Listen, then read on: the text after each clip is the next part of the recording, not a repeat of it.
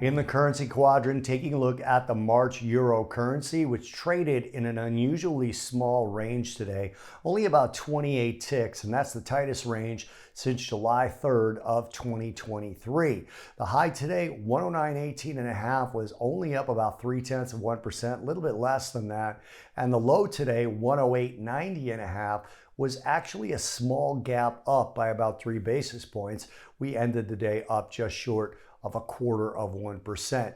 You combine today's move with the low volumes we've seen today. Again, those are preliminary volumes, and we certainly don't look at the first move up in the last 5 sessions, including today, as anything that's very significant. Now, on the week, the euro currency was down a little bit more than 0.6%, and that's the second down week for the euro in the last 3.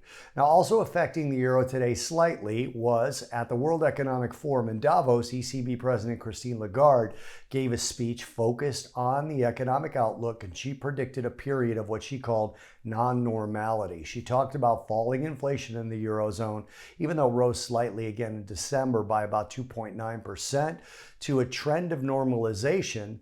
But she added, it is not normality that we are heading to. That's a quote.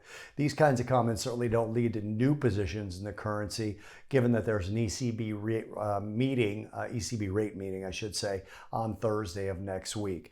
Now, also rate differentials are coming into play. Rate differentials between the US and, say, Germany, for example, have been coming in until this week where they spiked again. The rate differential between the two countries' mid-curve benchmarks, the 10 years, had fallen to 178 basis points on January 14th, but it has since risen again to above 182 basis points, where the US, with the US 10-year sitting at about 4.16%, and the German Bund sitting at about 2.29%, and that's probably why on the week the euro was a little bit weaker.